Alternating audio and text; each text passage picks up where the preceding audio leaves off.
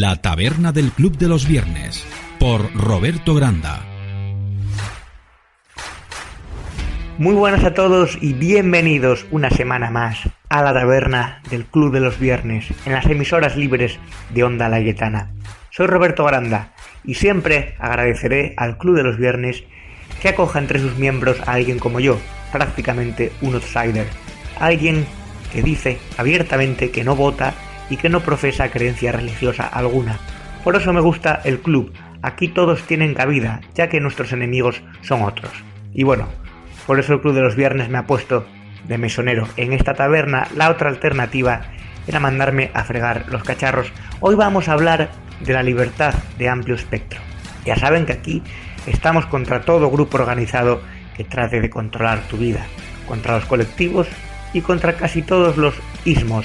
Aquí apostamos por salir del rebaño. Vamos a tener a dos figuras de los movimientos libertarios, donde el hombre y la individualidad son el centro de todo. El hombre, la mujer, ya me entienden. Mi audiencia espero sea lo suficientemente inteligente para no entrar en esas bobadas. Se lo explico mejor a ustedes, queridos oyentes, o no, porque lo de queridos hoy en día es muy relativo. Yo conocí a una chica que quería más a su hámster que a su abuelo en el editorial.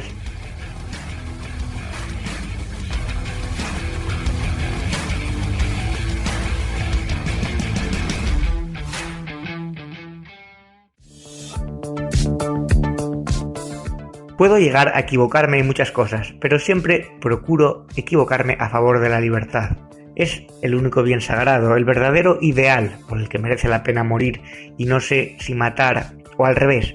Cuando un hombre se deshumaniza es cuando se ve limitado en esa libertad, y el que haya pasado algún tiempo privado de ella, sea en calabozos, por condenas o por arresto domiciliario como fue mi caso, sabe a lo que me refiero. No crean mal, no estuve arrestado en casa porque me hubiera cargado a miles de personas como Pinochet. Fue una fiesta que se fue de las manos. Mejor no entremos en detalles, pues pertenecen los detalles, a mi lejana adolescencia y primera juventud. Ahora soy bueno, soy lo más parecido a José María Escrivá de Balaguer, pero sin duchas frías. Libertad para ser independiente, para intentar vivir a la manera que uno quiera. Y a ver, pasarse 8 horas en un trabajo que no te gusta, con gente que detestas, y luego volver a casa, aguantar a una persona que ya no recuerdas por qué la quieres y que difícilmente soportas, antes de cenar y quedarte adormilado, delante de la tele viendo el fútbol o algún programa de la tele mierda, no es ser libre, no nos engañemos. Volviendo al tema del individuo, la responsabilidad también de ser libre, esa responsabilidad, la libertad para pensar, para decidir, para dudar, para expresarse, para organizar una existencia, libertad hasta las últimas consecuencias, el derecho a la vida, pero no la obligación a la vida. Y es que hay que ser muy bestia para negarle a alguien el irse de este mundo con la mayor dignidad posible, o queriendo alargar el sufrimiento por algún tipo de creencia o superstición, según la cual el dueño de la vida no es uno mismo, sino algún tipo de supuesta deidad. Yo tengo bastante claro que si puedo lo dejaré todo preparado para irme a mi manera, sin perder la compostura, sin agonías largas y puede que también ajustando cuentas pendientes para llevarme a alguien más conmigo que en verdad sea justo y necesario. Claro que tengo una visión Samuel Peckinpiana de la vida y la muerte. Soy un romántico de los de antes, cuando el cine era verdad porque era de mentira, no como ahora, que hay tanto realismo y tantos efectos especiales que no se dan cuenta de que a esas historias les sobra el 3D y les falta alma. Hoy hablaremos tanto de libertad que no habrá entrevista económica, será una extensa tertulia con Juan Pina y Rosana Nícula del Partido Libertario, y también es posible que se pase Ángel Fernández, dice que le debo 2 cañas, así que igual viene para poner la visión del liberalismo conservador. Vamos a la tertulia.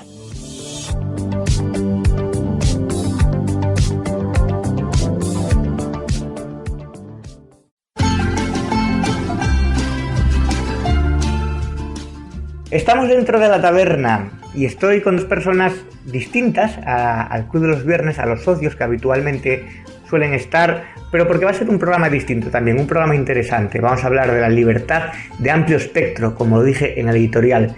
Está con nosotros Juan Pina, presidente del Partido Libertario. Muy buenas, Juan.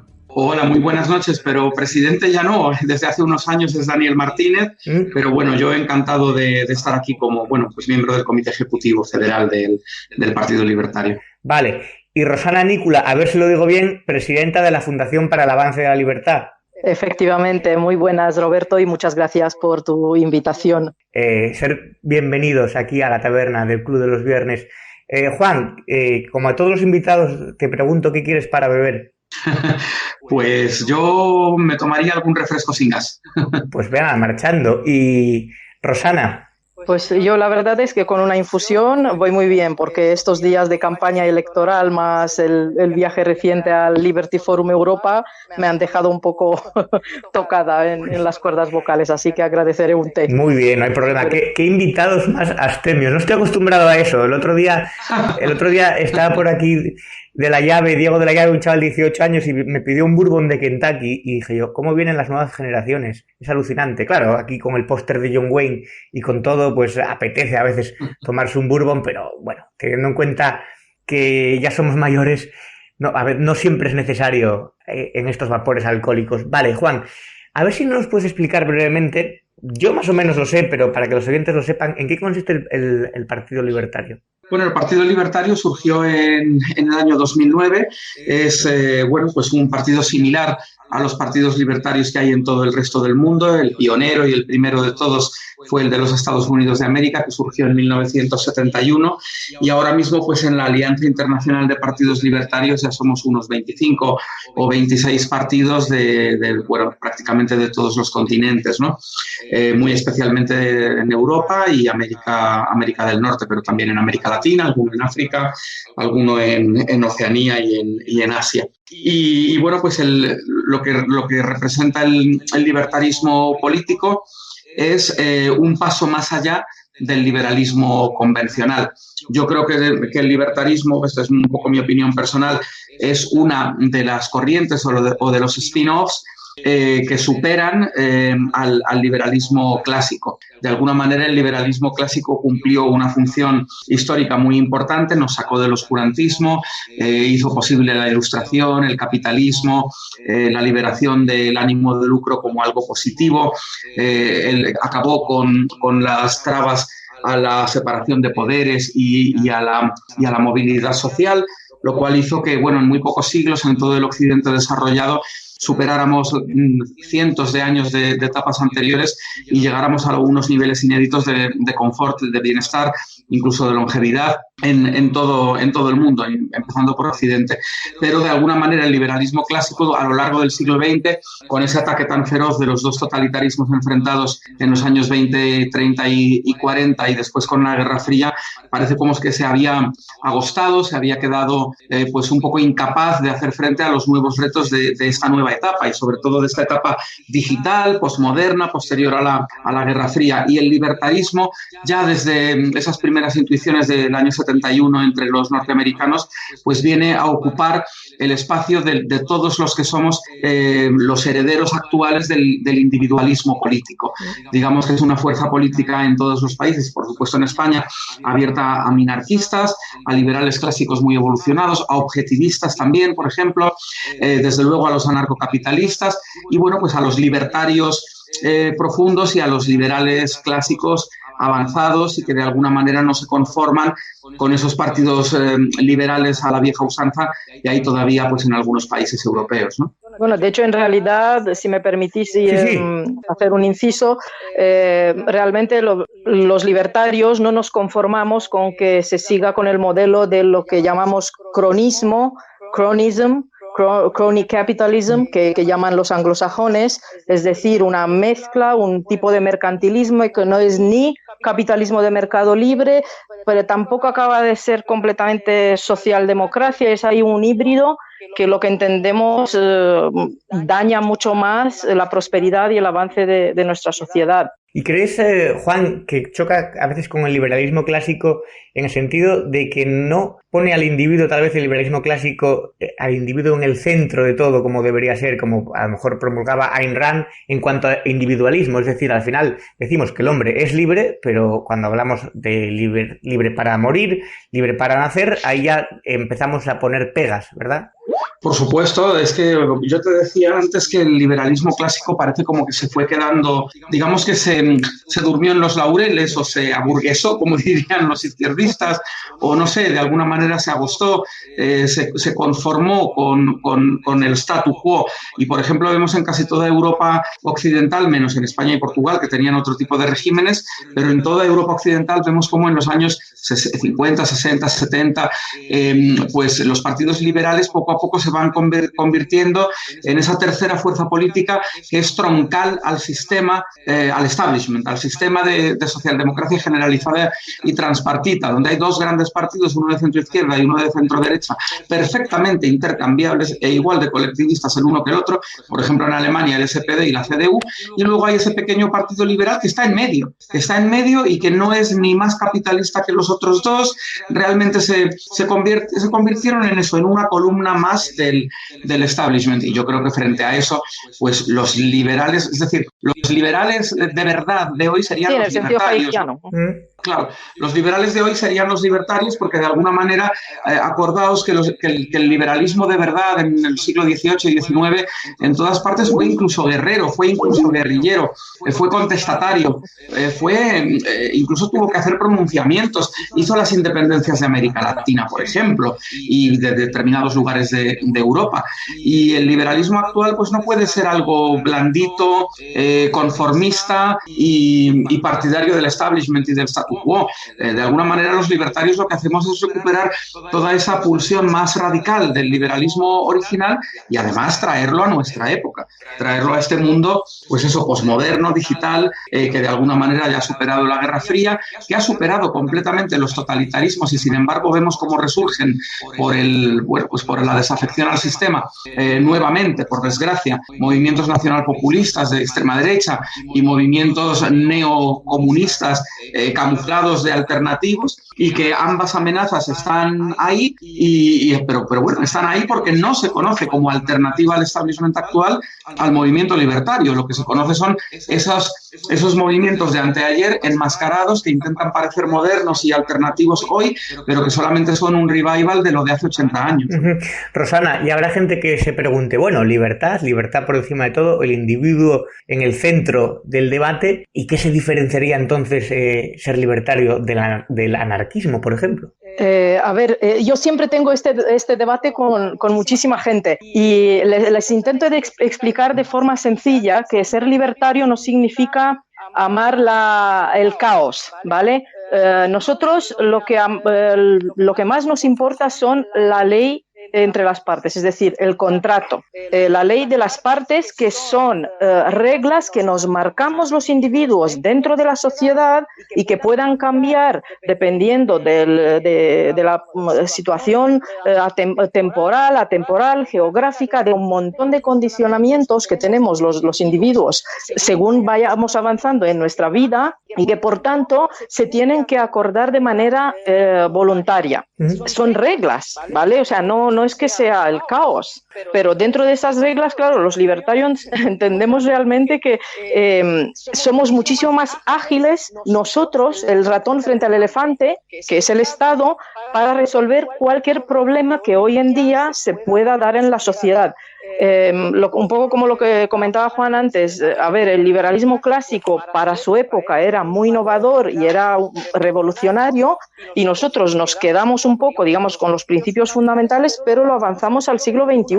En el siglo XXI, hasta las personas menos formadas y con menos capacidad adquisitiva que nos podamos imaginar hoy en día, tienen un poder que antes no lo tenían ni los reyes, y una calidad de vida y un acceso a un montón de servicios, a un montón de productos por muy poquito dinero y por lo tanto obviamente ya necesitamos un poco, ¿sabes?, llegar a la mayoría de edad del Estado, desembarazarnos un poquito de ese papá Estado que nos ha estado pues tratando de guiar como quería él, es decir, como querían sus gestores, que no olvidemos que el Estado al final no es más que un constructo formado por diferentes instituciones y en esas instituciones pues hay determinadas personas. Entonces, esas determinadas personas imponen su visión de la vida y obligan al resto de la sociedad, digamos, a amoldarse a esa visión. De ahí que pues veamos que el sector de las ONGs pues en España esté como está, porque es que está colonizado completamente por el Estado, y sabemos que dependiendo de la visión del gobierno pues se dará más pie y más apoyo a las organizaciones que tengan esa visión frente a otras, eso sí, con el dinero de todos nosotros. Lo mismo con el mecenazgo cultural, no hay prácticamente mecenazgo cultural en España y se decide pues lo que quiera el ministro o la ministra de Cultura de turno, sus gustos, sus intereses, y no se tiene en cuenta que aquí somos 46 millones de personas con nuestros propios gustos y que perfectamente hoy en día con la revolución tecnológica en la que estamos inmersos podríamos decidir nosotros directamente desde casa, desde nuestra aplicación en el móvil, igual que decidimos un montón de cosas, desde pedir comida hasta pedir un taxi o un Uber o lo que sea, o contratar unas vacaciones o un vuelo, pues lo mismo podríamos hacer con un montón de otras cosas que hoy en día todavía siguen en manos del Estado. Por lo tanto, libertario significa que primen, digamos, las relaciones humanas basadas en el contrato que establecen las partes. Rosana, Juan, vamos a hacer una pequeña pausa y a la vuelta de la publicidad se va a incorporar Ángel Fernández, que me llamó que viene para la taberna, que se quiere tomar una caña, así que lo tendremos con él a la vuelta. Fenomenal, aquí le esperamos.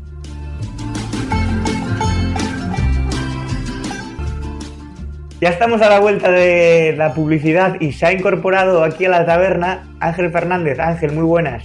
Hola, buenas. Buenas a todos. A ti te pongo una cerveza, ¿verdad? Me has dicho. Yo una cerveza doble, por favor. Pues nada, aquí tenemos al dipsómano del grupo, ya lo hemos localizado, porque los demás están bebiendo no alcohólico, pero bueno, no pasa nada. Ángel, te tenemos como contrapartida, como liberal conservador, para que no discutas tampoco, pero para que confrontemos argumentos también con los libertarios. Tu visión sobre el liberalismo conservador y por qué es necesario en defensa, digamos, de o contra el libertarismo actual. Bueno, desde mi perspectiva y desde la perspectiva, yo defiendo un poco el liberalismo conservador que se defiende en el seminario de Dalmacio Negro, en donde defendemos la tradición de libertad que proviene de la Grecia clásica, de Aristóteles, la patrística cristiana, Santo Tomás de Aquino, la escuela española de los siglos XVI y XVII, si lo preferís también la escuela de Salamanca, en donde son importantes una serie de instituciones, como por ejemplo los derechos individuales, el derecho a la vida, el derecho a la libertad, el derecho a la propiedad, el derecho a la igualdad de trato ante la ley, luego también el mercado, el comercio, la soberanía del pueblo y también lo que es el gobierno limitado, que no por casualidad se defendió en España porque era un territorio fronterizo entre lo que es el Islam y lo que era el Islam y lo que es el Islam y la Cristianitas, que era lo que era la antigua Europa. Entonces esas instituciones son las que defiende el liberalismo conservador. ¿Y por qué se defienden? Porque son las instituciones que garantizan la existencia de una sociedad civilizada, abierta y libre. Básicamente es eso. Juan, se han nombrado muchísimas cosas. Hemos hablado de Aristóteles, hemos hablado de la escuela de Salamanca. Imagino que querrás también matizar sobre algunos aspectos. Hasta donde ha leído Ángel, yo estoy completamente de acuerdo. Es decir, que, bueno, podría tener algún matiz respecto, bueno, muy menor. En realidad, todas las instituciones que él ha nombrado son propias de los liberales y también de todos los spin-offs, por llamarlo de alguna manera, o las variantes posteriores del liberalismo, entre ellas el libertarismo. Tal vez hay el principal matiz que yo podría hacer es cuando él comentaba hace un momento la institución de la soberanía del pueblo. Exacto. Y nosotros ahí pues somos mucho más partidarios de una soberanía mucho más atomizada, más basada en el individuo, y términos, a mi juicio, colectivos, como puede ser pueblo, nación, patria, clase social, que son términos que dependiendo de las ideologías, pues la izquierda utiliza más unos, la derecha conservadora utiliza más otros, pero que en cualquier caso son bastante colectivos, pues yo creo que ya, sobre todo desde la obra de Ayn Rand y posteriormente con pensadores como Murray Rothbard, están un poco superados en nuestro tiempo, a mi juicio. Es decir, yo creo que vamos a una sociedad de individuos y a una sociedad y a un mundo globalizado de individuos, mucho más allá de las realidades colectivas. En todo caso, las realidades colectivas está bien que existan siempre y cuando sean voluntarias. Nosotros yo creo que si algo distingue un poco a los libertarios de los liberales clásicos en todas sus variantes, incluida la social liberal y también la liberal conservadora, es que nosotros, sobre todo, como comentaba antes Roxana, somos muy firmes defensores de los acuerdos voluntarios y pensamos que cualquier grupo humano tiene que estar basado en la voluntariedad, ¿no? En eso nos basamos mucho en Ludwig von Mises, por ejemplo. Y sí, me gusta mucho que Ángel hable de la escuela española o de la escuela de Salamanca, porque de alguna manera nosotros, que somos muy austríacos, muy seguidores de la escuela austríaca de economía, pues tenemos lógicamente que reconocer como uno de sus pilares o de sus orígenes más importantes a la escuela de Salamanca, ¿no? Rosana, que te tenemos aquí un poco olvidada. A ver, tenemos que dejar que hable Rosana también, por favor, Rosana. Nada, tranquilos, no. A ver, aparte del matiz que comenta Juan, que yo evidentemente pues estoy totalmente en la línea, puesto que yo entiendo que el pueblo en realidad no es más que un constructo donde que lo conformamos los individuos, por lo tanto, si sacamos los individuos de eso, pues ya se queda hueco ese concepto, y lo mismo pues una nación o cualquier otro grupo de personas que se han juntado o han decidido pues estar y cooperar en base a estos acuerdos idealmente voluntarios. Y precisamente porque, bueno, esta semana pasada estuvimos en el Liberty Forum de Europa de la Red Atlas, donde nosotros pertenecemos con la Fundación para el Avance de la Libertad, pues me gustaría hacer un inciso un poco recordando lo que comentaba Ángel antes sobre la Grecia clásica. Porque, bueno, durante uno de los eventos recuerdo un discurso de Tom Palmer que la verdad es que estuvo magnífico y me encantó, y me gustaría recordarlo ahora porque quizás pueda ayudar un poquito más a los oyentes. Y comentaba en esa línea, decía Tom Palmer: pensemos que Atenas, la ciudad de Atenas en la época de la Grecia clásica, era una ciudad eminentemente capitalista, donde todo era privado, desde las escuelas, los templos. Toda la actividad se circunscribía generalmente pues al ámbito de que las personas de forma voluntaria entraban en acuerdos y comerciaban, pagaban por la educación de sus hijos, por su cultura, por sus creencias, por su defensa y por todo. Y todo esto ha dado los grandes logros que después hemos podido disfrutar a nivel de toda la humanidad a lo largo de la historia. La astronomía, las matemáticas, la filosofía, un sinfín, digamos, de ideas, de una eclosión de estructuras que nos han llegado hasta hoy. En cambio, la vecina Esparta, que era una ciudad-estado totalmente colectivizada, donde todo pertenecía al Estado, hasta el individuo era un súbdito del Estado, ¿qué nos ha dado? ¿Qué hemos heredado de Esparta? Hemos heredado solamente la estructura jerarquizada piramidal militar. Y un par de películas, sí. Y un par de películas muy buenas desde el punto de vista de los efectos y muy bestias desde el punto de vista de las matanzas y las torturas y la bestialidad con la que se trataba a los seres humanos en esa ciudad. Entonces, no sé, los libertarios un poco, ¿sabes? Estamos como que contemporizando y analizando las dos varas de medir, y como que no nos cuadra, sobre todo en el siglo XXI, en que estamos viviendo a nivel de una red claramente totalmente distribuida, ya ni siquiera descentralizada, donde cada persona puede en cualquier momento convertirse en un nodo de información y para millones de otras personas de todo el mundo, sin necesariamente pasar, digamos, por el peaje que hasta hace 20, 30 años pues era la estructura tradicional de lo que eran nuestros estados, digamos, nación. Hemos hablado antes de Ayn Rand, hemos hablado de autores, luego vamos a hablar de autores, de vuestros autores de cabecera del liberalismo. Vamos a hacer una pequeña pausa, pero quiero volver sobre un tema que sé que va a levantar alguna ampolla y que va a ser polémico, pero siempre desde el respeto. Venimos ahora.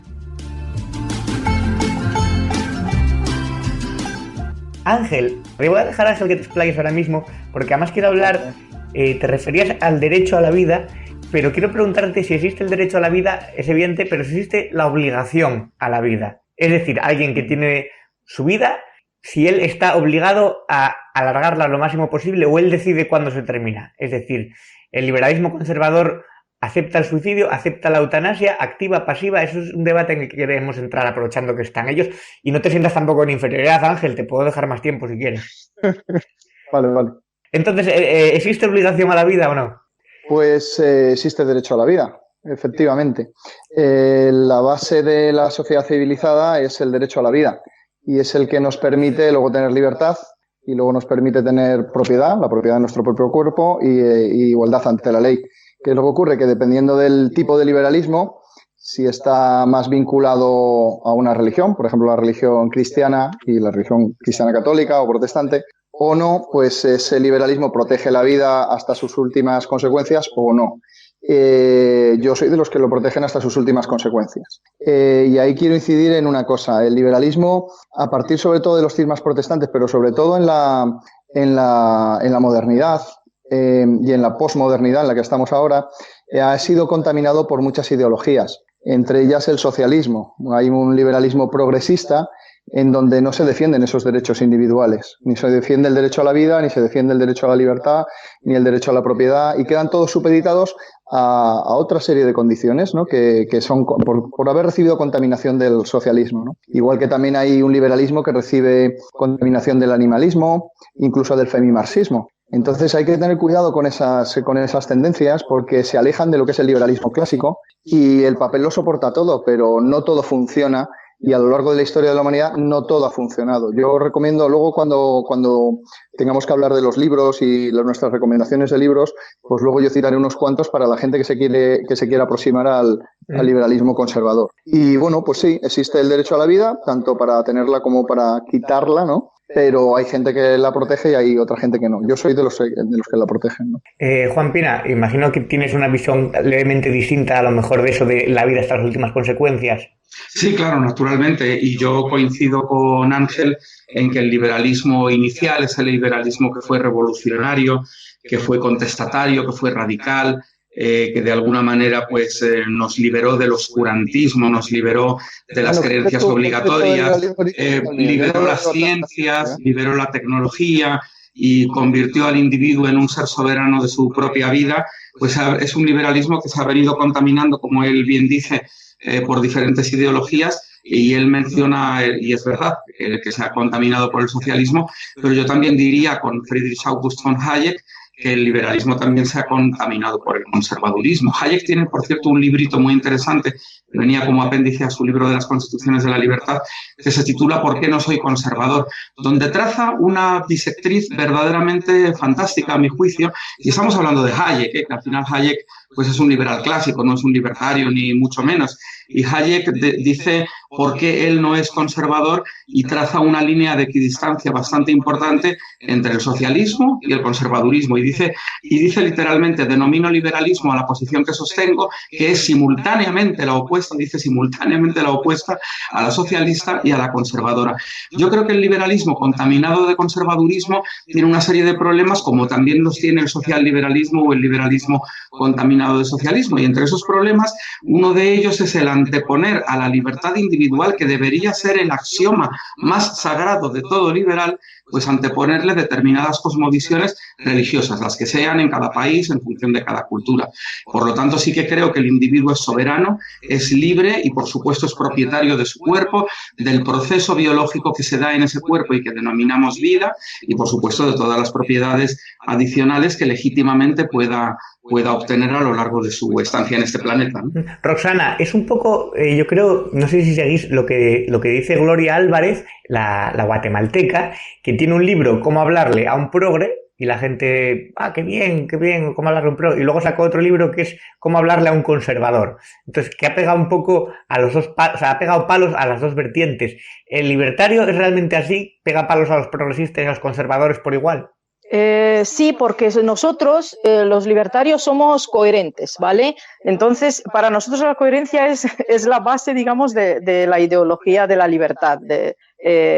Tú no puedes defender unas libertades civiles sin la contrapartida de las libertades económicas. y viceversa. No podemos defender que la gente sea libre de hacer lo que quiera con su dinero, con su propiedad, con su trabajo, con todo lo que va, con sus ahorros, y luego negarles que pueden decidir en cuanto a derechos civiles, qué hacer con su cuerpo, qué hacer con su salud, cómo educar a sus hijos, cómo prever para pues, el final de sus vidas.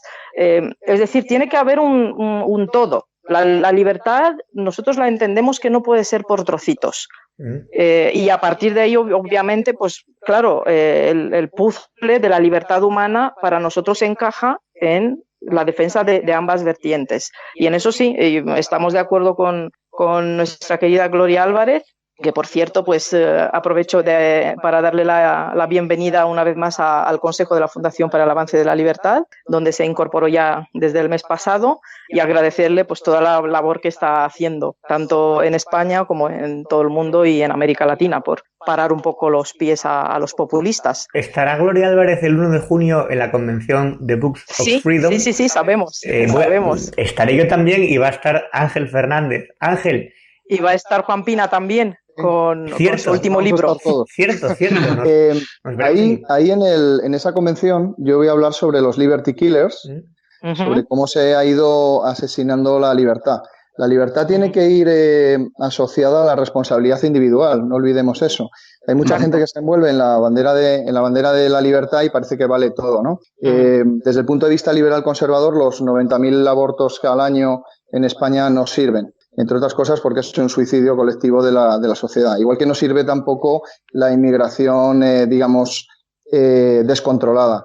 Igual tú tienes derecho a poder controlar quién entra o quién no entra por la puerta de tu casa o por la puerta de tu país, digamos, por las fronteras, ¿no? Igual que también tienes que poder controlar qué hace cada persona, en el sentido, no controlar, que sería la palabra inadecuada, pero si una persona comete delitos de acuerdo al Código Penal en un territorio, pues tiene que cumplir sus condenas, ¿no? Quiero decir, el liberalismo conservador lo que intenta es proteger esos derechos individuales que he mencionado, el derecho a la vida, el derecho a la libertad, el derecho a la propiedad privada y el derecho a la igualdad de trato ante la ley.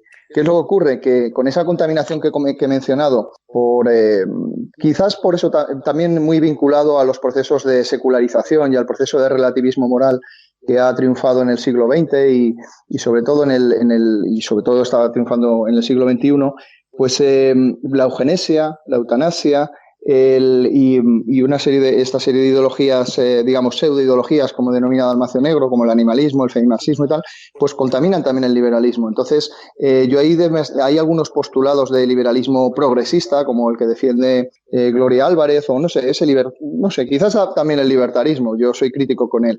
Yo creo que eso no triunfaría en la realidad, porque aplica la ley de hierro de las oligarquías y sin un gobierno limitado, yo creo que acabaría la gente tirándose las piedras o las balas a la cabeza. Pero, ¿no? Ángel, has metido... Y creo que hace falta una cierta estructura institucional. Que ahora sí que tenemos una oligarquía muy... Sí, también.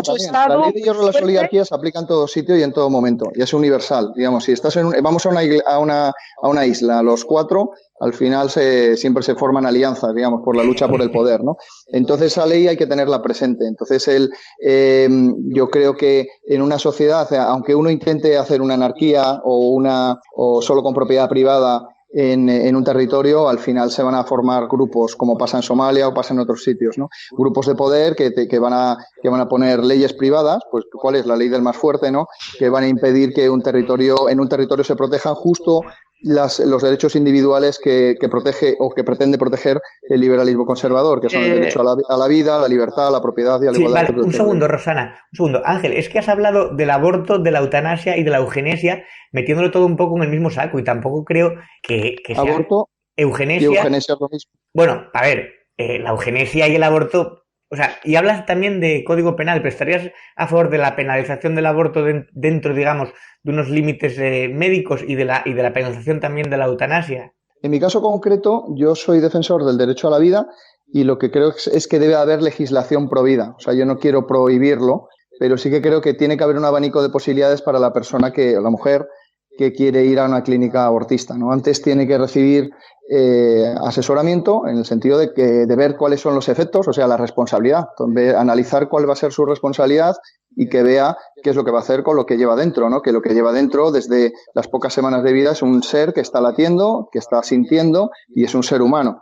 Entonces, creo que debe haber ese asesoramiento y debe haber unas políticas pro vida de adopción, de prohijamiento, que le permitan no tener que asesinar a un niño, que para mí es lo que es el aborto, ¿vale? Eso es un juicio moral mío individual, ¿vale? Sí. Como cristiano, pero yo no quiero imponérselo a esa persona. Hay otra gente, que me parece que es también lícito, que pretenden prohibirlo y podría ser perfecto, y se podría prohibir, porque el derecho a la vida es un derecho, digamos, es el derecho más básico que tiene una persona y que tiene el nasciturus que está dentro, por encima, antes del derecho a la libertad de esa madre, de la libertad de decisión, ella tiene también dentro un ser humano y está decidiendo sobre ese ser humano. O sea que hay otras personas liberal conservadoras que también cuestionan eso y que quieren prohibirlo. No es mi caso. Yo en mi caso creo que debe de estar esa legislación pro muerte, pero entiendo a la gente que la quiera eliminar, y yo creo que en paralelo tiene que haber una legislación pro vida que permita que la mujer sea asesorada y que permita que la mujer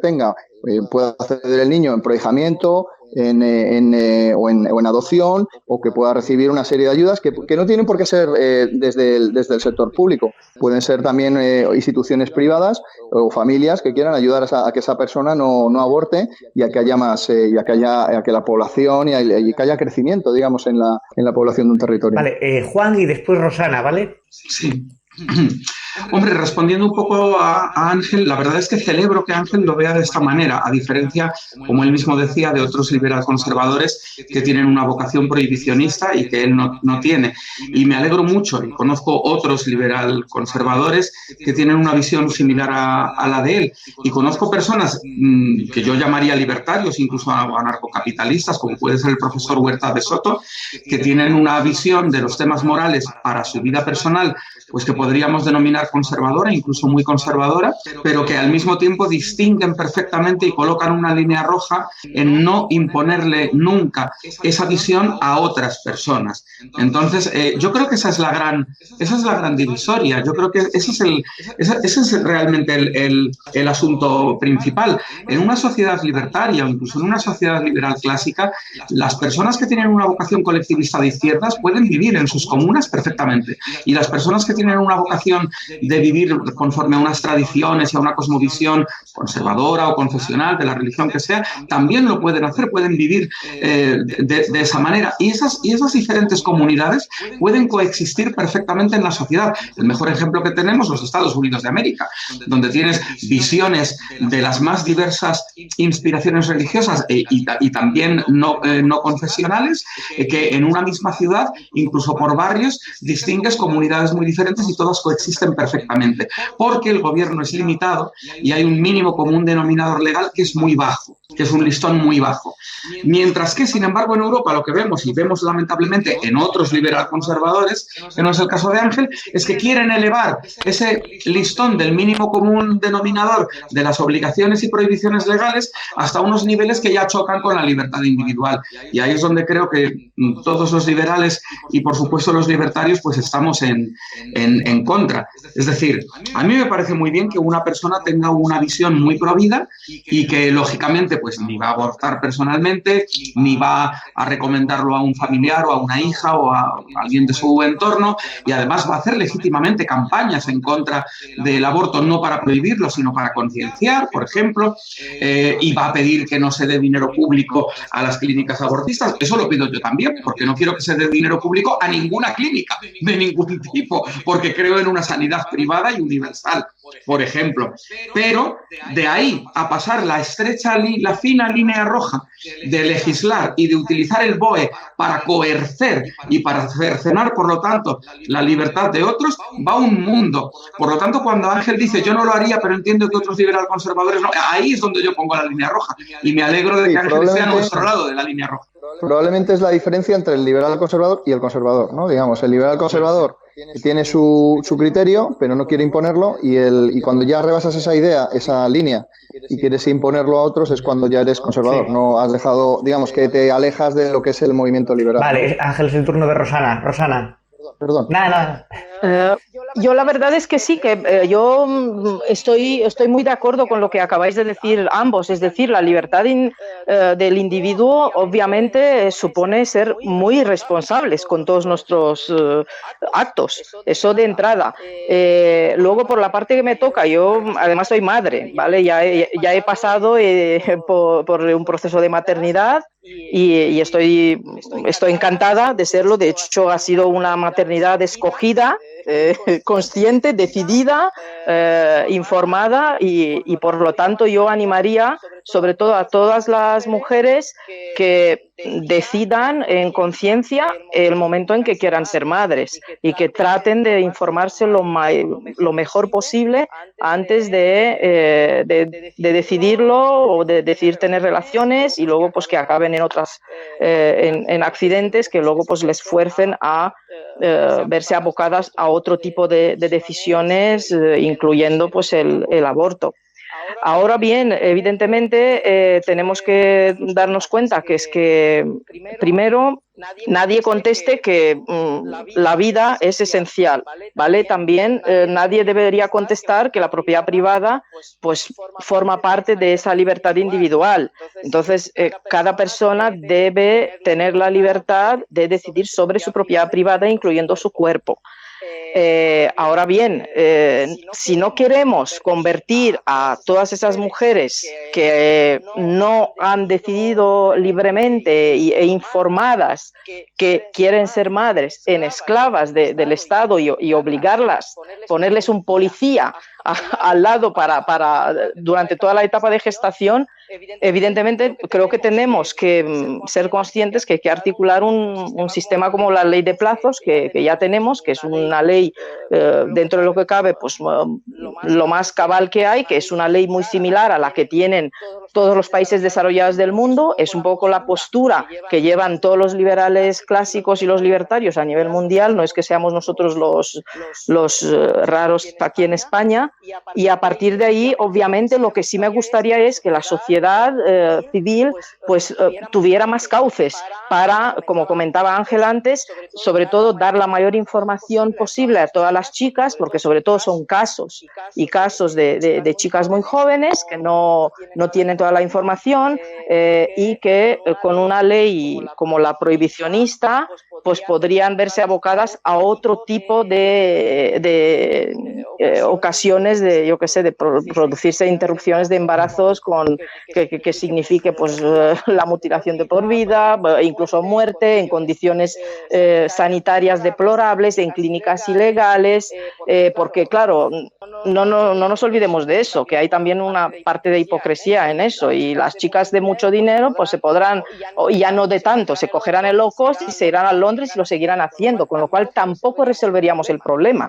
El problema lo tenemos que acatar ya desde la familia, desde las propias escuelas, idealmente un sistema privado de escuela con cheque para aquellas familias que no se puedan permitir mandar a los hijos a esas mismas escuelas, y a partir de ahí pues la libertad individual tiene que suponer una responsabilidad individual de todo lo que hacemos. Gracias, Rosana. Vamos a hacer una tercera pausa porque hoy no hay entrevista económica, va a ser todo tertulia, teniendo en cuenta los invitados que tenemos, y volvemos enseguida ya con las recomendaciones de lecturas.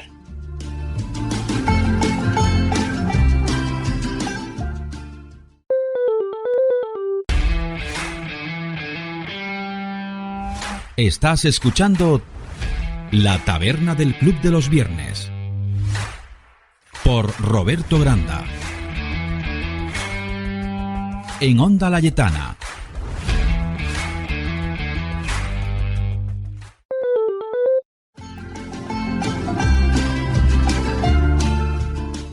Ángel Fernández, bueno, hola. Para todos, hola de vuelta. Recomendaciones de lecturas liberales y recomendaciones de lecturas libertarias. Hemos hablado de Ayn Rand, yo la nombré la taberna pasada. La verdad es que para mí es un ejemplo de mujer que salió de la Unión Soviética, se fue a Estados Unidos y siguió coherente con su visión de todo, incluso con su visión negacionista de cualquier tipo de deidad. Es alucinante escuchar sus conferencias, la verdad. Quiero que recomiendes lecturas, Ángel. A ver, yo en primer lugar, ayer se presentó en Madrid el libro La tradición de la libertad, Él ha publicado el Centro Diego de Covarrubias, que es un centro que investiga las raíces cristianas del liberalismo clásico, ¿vale? Entonces, ese libro es de Dalmacio Negro, que es probablemente el único erudito que yo conozco en lengua española, erudito de verdad, que vamos, es un auténtico sabio. Nació en el año 31 y es un señor ya ancianito, pero con una mente absolutamente brillante, y explica lo que he estado comentando yo, las instituciones, la importancia de las instituciones para el arraigo de una sociedad civilizada, abierta y libre, ¿no? Entonces, ese libro es importante, se llama La tradición de la libertad y está publicado por Unión Editorial con la ayuda del Centro Diego de Covarrubias.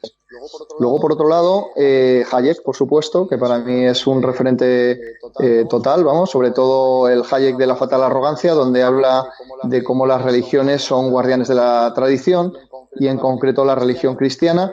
No lo hemos tocado, pero el tema del islamismo en Europa puede suponer la pérdida de las sociedades abiertas en Europa, y aparte luego también de los populismos que pueden llevar hacia la extrema derecha o la extrema izquierda en los países, ¿no? Pero el islamismo es un problema que está ahí, y es un problema, y os quiero decir, la tolerancia no siempre va a permitir el arraigo de una sociedad civilizada, según qué religiones, ¿no? Hay religiones que son muy políticas y que intentan imponer, en este caso, la Sharia, ¿no?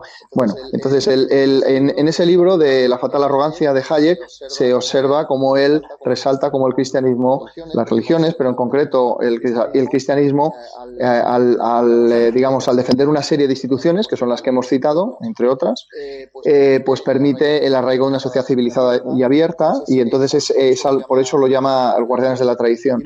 Y luego probablemente, a mí me gusta también mucho la historia de las formas del Estado de Dalmacio Negro, y me gusta también La acción humana de Mises. Pero bueno, quizás también sería interesante leer dos novelas que quizás son las que más representan la posmodernidad, que son Un mundo feliz de Aldous Huxley y 1984 de Orwell, porque describe muy bien hacia las sociedades hacia las que nos encaminamos. Yo no soy especialmente optimista con la situación por la que está atravesando Europa, y no creo que necesariamente la tecnología nos tenga que llevar hacia sociedades más abiertas. Tener en cuenta que a lo mejor con un microchip debajo de la piel o con un microchip metido no sé dónde, para poder comprar o poder tener información tuya y de tu perfil de seguro o de tal, pues a lo mejor los estados pueden controlarte mejor que incluso con los teléfonos móviles actuales que se hacía antiguamente, ¿no? Entonces, yo no sé hacia dónde va a evolucionar. Desde luego estamos en un momento de cambio, y es un momento, yo diría que ya en fase revolucionaria, y en los países se está viendo ese 40% de indecisos. Dependiendo de hacia dónde vayan esos votos, pues va a poder, quizás se puede incluso involucionar los países, como ha pasado en Venezuela, ¿no? Y bueno, ese es el peligro, ¿no? Entonces, estos libros, incluidas estas novelas que he citado, yo creo que son esenciales, los de Dalmacio, Hayek y sobre todo el de Aldous Huxley y el de Orwell. Yo recomiendo esos cuatro. Juan Pina, libros para ser libres. Pues Ángel acaba de recomendar dos novelas distópicas importantísimas, y yo quisiera añadir una tercera que me parece que es importante también en ese mismo género, más o menos, que es Himno. Himno, la maravillosa novela de Ayn Rand, la única novela breve, porque esta señora escribiría maravillosamente, pero con una gran longitud. Tanto El manantial como La rebelión de Atlas son obras muy extensas. Te tiras un verano con ella, ¿eh? Sí, exacto. Himno, en cambio, es una novela que se lee en una tarde. Es realmente breve, y a mi juicio es tan importante, incluso en algunos aspectos supera a las novelas de Huxley y de Orwell. Es realmente magnífica. Es un verdadero canto casi poético a la individualidad, al ser humano. Luego, por otro lado, me gustaría, pues haciendo un poco de literatura libertaria, me gustaría recomendar un libro que es Dadme Libertad, Give Me Liberty. He tenido el honor de hacer la traducción y la edición en español. Salió hace un par de meses, está en Unión Editorial, y es de Rose Wilder Lane. Es una autora libertaria, una precursora del libertarismo estadounidense, una gran pionera. Lamentablemente murió 3 años antes de haber cumplido su visión de un partido libertario en Estados Unidos, que se fundó en el 71, y ella muere en el 68. maravilloso. Pero la verdad es que este libro, Dadme Libertad, en el que mezcla, bueno, pues capítulos muy de ideología, por llamarlo de alguna manera, y otros de anécdotas de su paso por la Europa totalitaria, tanto de extrema derecha como de extrema izquierda en el periodo de entreguerras. Y la verdad es que es muy interesante y se entienden ahí muchas intuiciones de lo que luego será el actual movimiento libertario en todos los países donde estamos, ¿no? Y luego, ahora que hay este auge del revisionismo histórico, a mi juicio con tintes nacionalistas en muchos países, y lamentablemente en España no somos inmunes, creo que hay un libro de Carlos Alberto Montaner, este maravilloso exiliado cubano, hispano-cubano ya, que vive a caballo entre Madrid y Miami, que durante muchos años fue vicepresidente de la Internacional Liberal, líder de la Unión Liberal Cubana en el exilio, y el libro se llama Las raíces torcidas de América Latina. Claro, tratándose de las raíces de América Latina, evidentemente habla mucho también de España, incluso se remonta a Roma, y creo que hay muchas de las intuiciones que él plasma en las raíces torcidas de América Latina que son muy importantes para no desviarnos un poco de lo que ha sido pues bueno, toda nuestra evolución cultural, con todas sus muchas luces y sus pocas sombras que también hay que tener en cuenta. Rosana, tu parte literaria, de biblioteca sobre todo. Sí. Yo recomendaría un libro muy, muy ligerito para los que no tienen unos conocimientos muy extensos y muy profundos en economía, para que entiendan un poquito más los conceptos básicos de una economía de mercado, de libre mercado, en realidad no de mercado, sino de libre mercado. Y es el libro de La economía en una lección, de Henry Hazlitt, que es este periodista americano que escribió bastante sobre la empresa, sobre el modo de hacer negocios, y es un libro sencillito que todo el mundo puede leer sin tener una cultura económica, como decía.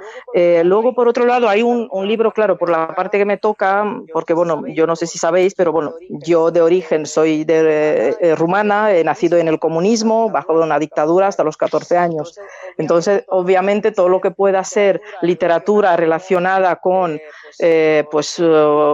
los regímenes distópicos que a mí me tocó vivir de pequeña, o que a otros les pudo tocar en otro tipo de dictaduras totalitarias, bien de derechas o de izquierdas, que para mí son lo mismo, son muy similares, la verdad, y se diferencian en muy poco, pues yo recomendaría otro libro de Ayn Rand que me gusta mucho, que se llama Los que vivimos, que trata precisamente de un espíritu independiente en la Rusia soviética, y de cómo trata de rebelarse y digamos que no compra el mensaje y los eslóganes que un régimen totalitario como el comunista pues siempre procura meter en la cabeza de todos los esclavos, que en realidad éramos esclavos, quienes vivíamos en esa dictadura, como les pasa ahora a los pobres venezolanos. Una pregunta, sí. Un inciso, una pregunta al caso con un poco de mala idea, no hacia ti, sino hacia el protagonista. Sí. ¿A ti te gustaría que Maduro terminara como Ceausescu?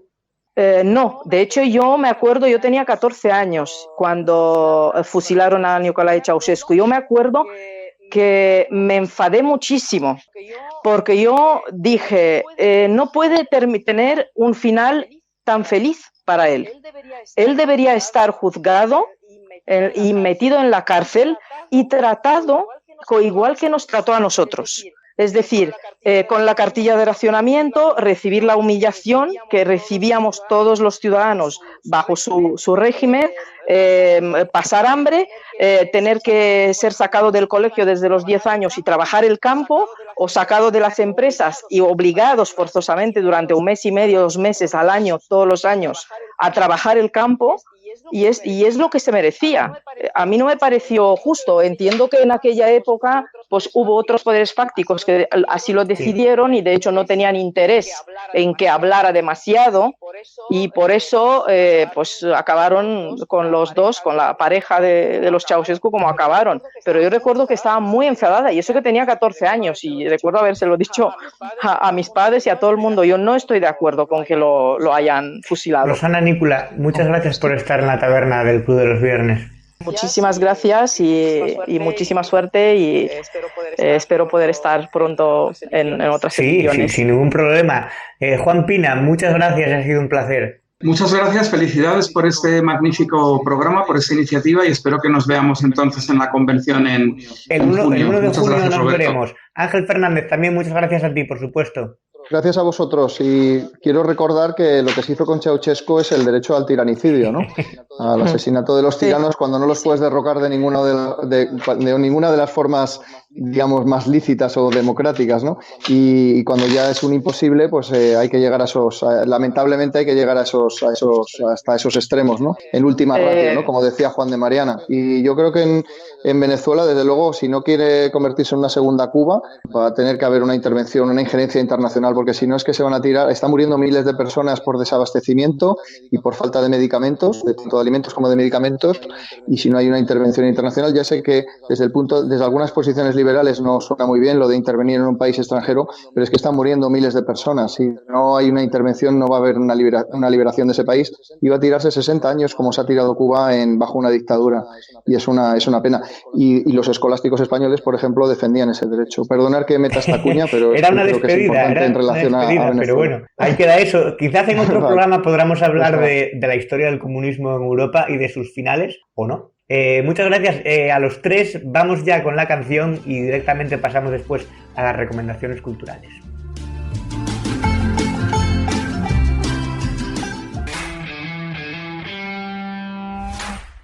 Estás escuchando La Taberna del Club de los Viernes.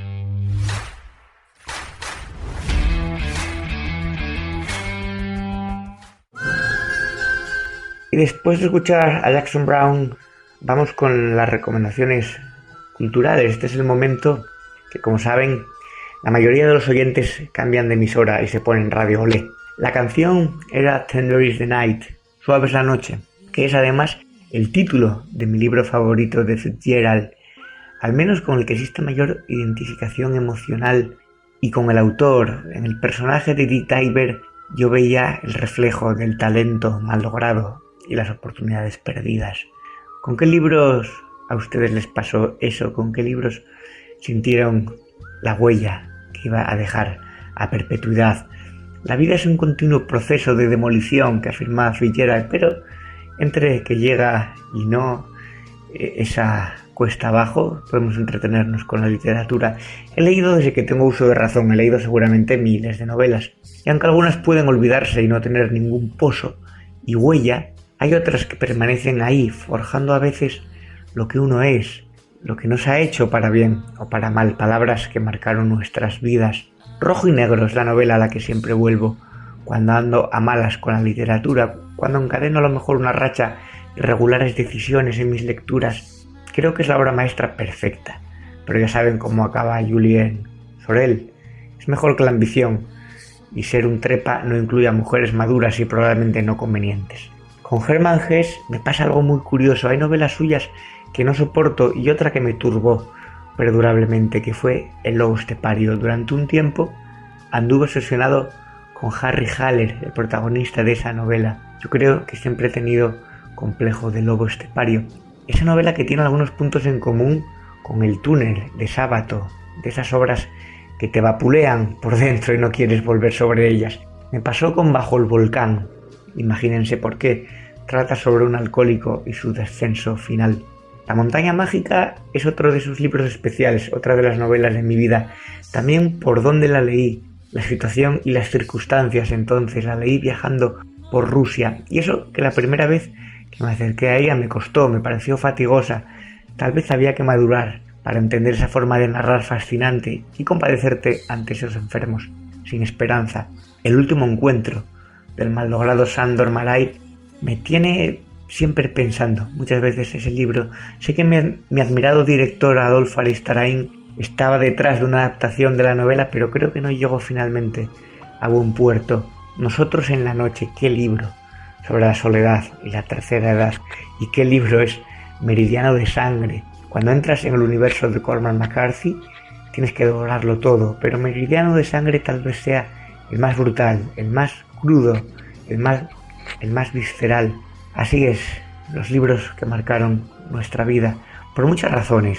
Últimas tardes con Teresa, sobre héroes y tumbas, La fiesta del chivo, El gran Miaulnés, Todo lo que muere, El poder del perro, Yo estas cosas, suelo hablar con la gente cercana y en quien confío y que tiene la suficiente sensibilidad literaria para entenderlo. Así que lo dejaré aquí mientras ustedes piensan en qué libros les han dejado más huella, y yo espero aún esa novela definitiva, la mía. Hasta luego.